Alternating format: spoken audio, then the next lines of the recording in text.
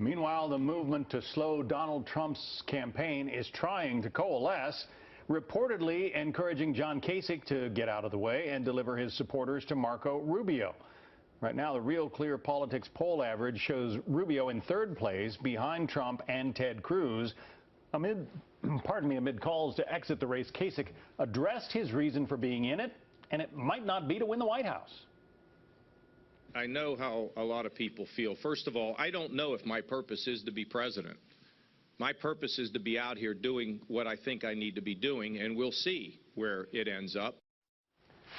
I'm joined now by Philip Bump, writer for the Washington Post politics blog The Fix, and Eliana Johnson, Washington editor for the National Review. Eliana, to you first. You know, they say if you're going to run for president, you got to have the fire in the belly. That comment from John Kasich sounds like if he ever had the fire, maybe it went out. You know, Kasich has never been known for his message discipline, and the stakes are so high in this race right now in the minds of many leading Republicans. If John Kasich isn't sure if he is intended to be president, then get out of the race is what undoubtedly many leading Republicans are saying to him right now, and let the guys who really are in it to win it and believe their purpose is to be president fight it out. Well, they are saying that, Philip, to John Kasich. A lot of people are telling him to get out of the race and hand his supporters over to one of the other top contenders. What would be the effect of that? I mean, the effect of it would essentially be status quo. I mean, the reason everyone's targeting John Kasich is he doesn't have a lot of supporters. And so asking all of his supporters to go support a Marco Rubio, if you take the 4% he got in Nevada, Marco Rubio's giant loss to Donald Trump in Nevada becomes a slightly smaller giant loss to Donald Trump in Nevada. I mean, the problem that they have is they have three strong candidates. There are Donald Trump, there's Ted Cruz, and there's Marco Rubio. And the three of them are all pulling a lot of support, and when candidates exit the race, there's no guarantee they're all going to go to Marco Rubio or all going to go to Ted Cruz. I mean, we saw when Jeb Bush dropped out of the race, there were people that said they would go to Donald Trump after supporting Jeb Bush, which may not make a lot of sense to a lot of people who are watching, but it's not a 100% guarantee. Let's take a look at some of the numbers. In Ohio, Governor Kasich, very popular governor there, tops Hillary Clinton in the presidential race in Ohio, 54 to 37%.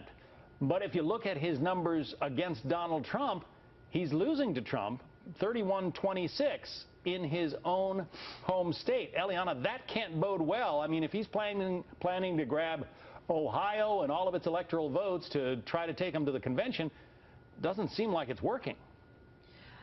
You know, the fact is John Kasich doesn't have a path to the nomination, and that's the reason why so many people are calling for him to drop out. But not only that, they're calling on Marco Rubio to offer John Kasich a spot on his ticket, not because that would do so much, but because he needs John Kasich campaigning for him in Ohio, and because people think that would allow Marco Rubio to win Ohio. And so, as Philip mentioned, it's not that John Kasich has so much support among Republican primary voters, it's that his endorsement would be significant in a state like Ohio that will be a tremendously important asset when Republican voters vote on March 15th. Its 99 electoral votes are tremendously important. You have said, Philip, that Rubio and Cruz are in sort of a mutually assured destruction pact at the moment. Yeah, I mean, it certainly seems that way. I mean, Marco Rubio, there's only 5 candidates left, right? And if you pick up John Kasich's support, Ben Carson's supporters are probably not going to go to Rubio. They'll probably go to Cruz or Trump.